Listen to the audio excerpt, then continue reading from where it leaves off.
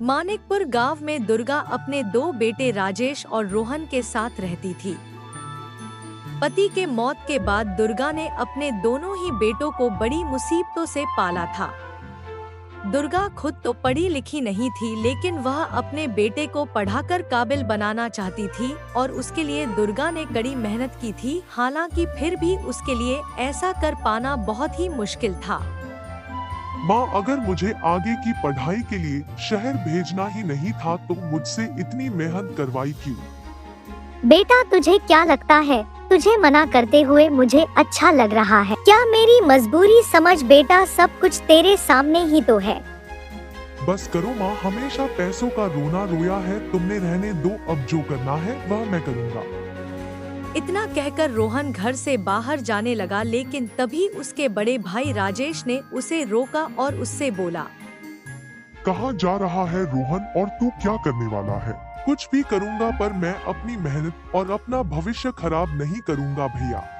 तू रुक, मैं जानता हूँ तू गलत नहीं है, पर ऐसे गुस्सा करना भी ठीक नहीं है। तो मैं और क्या करूं भैया, आप ही बताओ। माँ ने तो हाथ खड़े कर दिए, तो क्या मैं भी हार मान लूं? मैंने ऐसा तो नहीं कहा, पर हाँ मैंने कुछ सोचा जरूर है। तो सुन, अपने गांव से बाहर की तरफ जो कपड़े के फैक्ट्री है, मैंने वहाँ बात किया है, मुझे वहाँ काम मिल सकता है। तू बस कुछ दिन रुक जा, एक बार मेरी कमाई शुरू हो जाए तो फिर शायद मैं कुछ कर सकूंगा। लेकिन राजेश, तेरी भी तो पढ़ाई है, तू अगर काम करेगा तो तू पढ़ाई करेगा कब? कोई बात नहीं माँ, मैं पढ़ूं या रोहन, बात तो एक ही है। और वैसे भी आपकी उम्र भी तो नहीं है काम करने की। मैं कमाने लगूंगा तो आप भी घर पर रहकर आराम करना। बड़े बेटे की समझदारी देखकर दुर्गा की आंखें भर आई। रोहन को भी अपने बड़े भाई की बात ठीक लग रही थी। राजेश ने जैसा कहा था वैसा हुआ, उसे कपड़े की फैक्ट्री में काम मिल गया और अब राजेश अपने घर का खर्चा उठाने लगा। साथ ही रोहन को शहर भेजने का इंतजाम भी उसने जल्दी कर लिया। अपने घर को गिरवी रखकर उसने थोड़ा कर्ज भी लिया और उन्हीं पैसों से उसने रोहन का एडमिशन शहर के अच्छे कॉलेज में करवा दिया। अच्छा भैया, चलता हूँ, अपना ख्याल रखना। हाँ छोटे, और शहर जाकर खूब पढ़ाई करना, खर्च की चिंता बिल्कुल मत करना, ठीक है? और हाँ याद रखना, मैं और माँ तुझे बड़ा अफसर बना देखना चाहती है। हाँ भैया, अब मैं चलता हूँ। भैया मैंने कर दिखाया, भैया मैंने यूपीएससी का एग्जाम क्रैक कर लिया है, रैंक भी बहुत अच्छी है। वाह मेरे भाई, कमाल कर दिया, सच में तुमने सारी मेहनत सफल कर दी। अब सब ठीक हो जाएगा, तू सरकारी अफसर बन जाएगा, फिर हमारी सारी मुसीबतें दूर हो जाएगी। अब तू जल्दी से घर आ जा, माँ को तुझे देखे कितने दिन हो गए, मैं भी तुझे बहुत याद करता हूँ।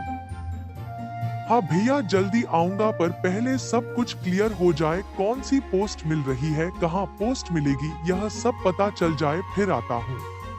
रोहन तू ऐसा कर, तू अपना पता लिखवा दे मुझे, मैं माँ को लेकर आ जाता हूँ वहाँ। माँ तुझे बहुत याद कर रही है, हर रोज तेरे बारे में पूछती है। नहीं भैया, आप लोग यहाँ कैसे आ सकते हो? मेरा मतलब है कि आप लोग क्यों परेशान हो रहे हो? मैं आता हूँ जल्दी। नहीं रोहन, माँ को मना करना ठीक नहीं है, और सच तो यह है कि मेरा भी तुझसे मिलने का बहुत मन हो रहा है। मैं भी तो देखूं कि सरकारी अफसर बनने के बाद मेरा भाई कैसा दिखता है। भैया गवारों जैसी बातें मत किया करो, मेरी सरकारी नौकरी लगी है, किसी फिल्म में हीरो नहीं बन गया हूँ जो अलग दिखने लगूं। मैं पहले जैसा था अभी वैसा ही हूँ। आपको और माँ को यहाँ आने की कोई जरूरत नहीं है, मैं अगले हफ्ते तक आने की कोशिश करता हूँ। रोहन का बर्ताव बहुत ही खराब था, जिसका राजेश को बुरा भी लगा, लेकिन वह कुछ कह पाता उससे पहले रोहन फोन काट चुका था।